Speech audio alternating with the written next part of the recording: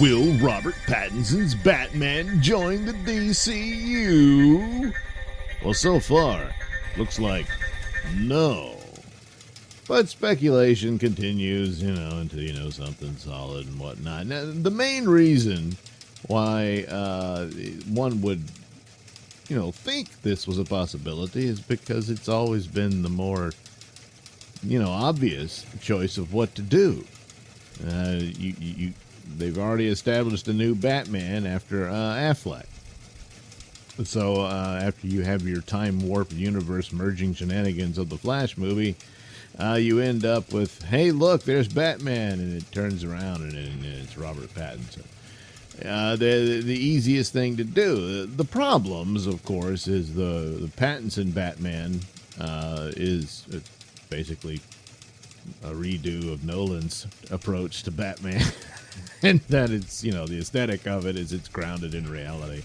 And so if you were to merge Pattinson's Batman into a shared universe concept, well, then suddenly this Batman that's, was chasing a serial killer and, that kind of thing, is now living in a world with superpowered aliens and magic and whatnot.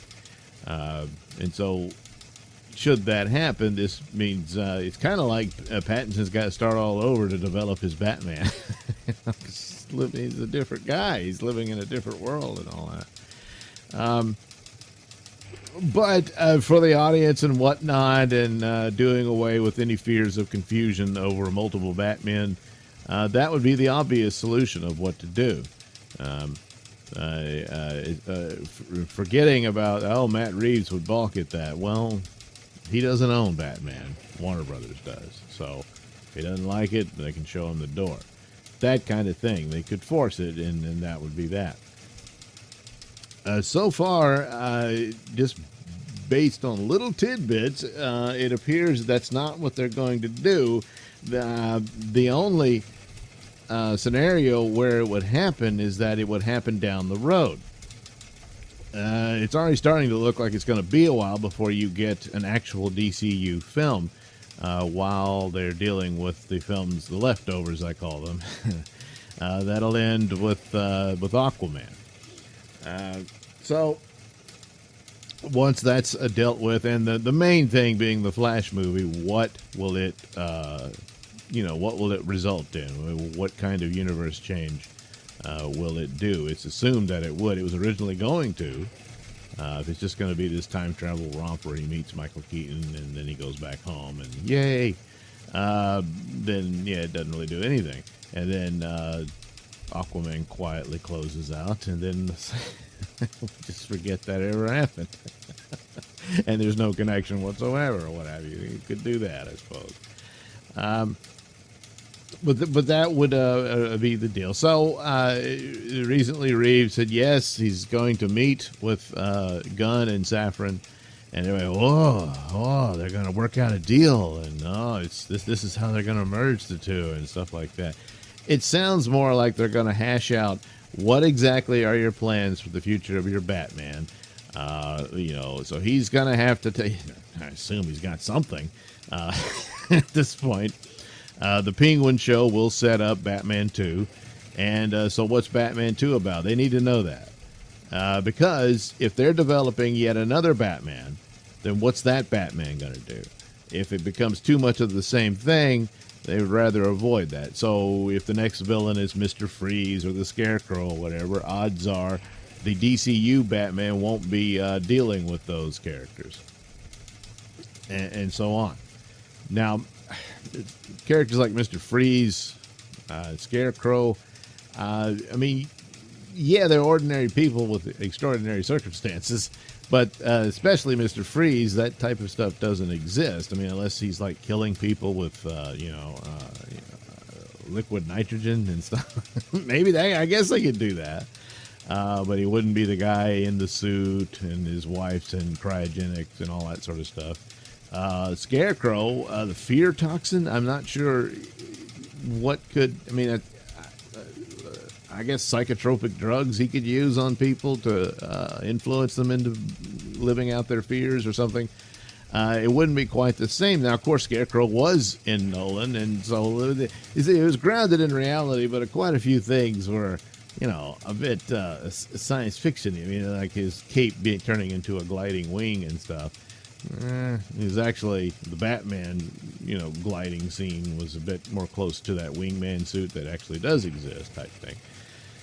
But there were some stretches here and there. But what chemicals could do that to actually, just not only have them hallucinate and whatnot, but to actually be terrified?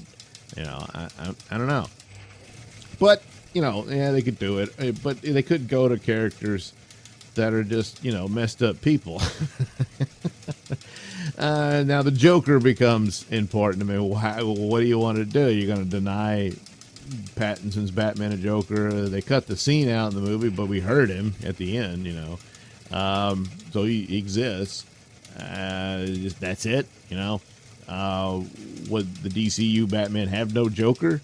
That's going to be a hard sell, So, I suppose they could still use other characters. It's just what would be the plot, and all that sort of thing. And it seems Reeves is wanting to make sure that his Batman is the center of the movie and that the villains don't steal the show from him. That sort of thing.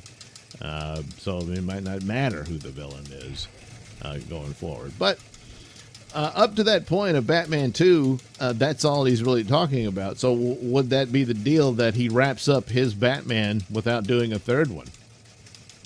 And then they decide by the time they get to if they could get this rolling, it's all a matter of timing.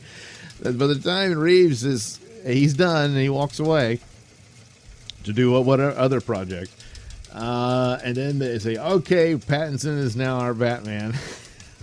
Which would mean the first DCU Batman movie would be Pattinson's third movie, which means I'm sure they could get him. He might already be under contract that he owes them. They could call upon him to do 2 more Batman films, but then you would have the problem. Well, now you got to renegotiate a new contract to do 2 more after that, and then the Justice League movies and stuff like that. So, or more than likely, we're wanting Reeves to wrap up his Batman stuff, and then they'll introduce their new Batman, and there won't be too much conflict between the two. Maybe at first, but then, the new Batman carries on, and that's it for Pattinson's Batman. Something along those lines. Of course, what if Penguin's a smash hit? And then Batman 2 is yeah oh well, I'll have to cross that bridge when they come to it, So I think that's about it. I think the meeting is basically they got to know what you're doing, and then that'll help them make their choices about what they're going to do with Batman for a shared universe approach to the characters. Second time around, hopefully they can get it right. I don't know. It's always a mess with DC, no matter what they do. And it's complicated. Some characters are staying, some aren't. Actors rather. Still going to be very tough to get over that business with Cavill, but it's done. So anyway, that's the deal. I'm leaning towards Pattinson's not going to be merged into the DCU. Maybe they'll call him to do some cameos for multiverse stuff, but beyond that, probably expect a new Batman on the way rather soon.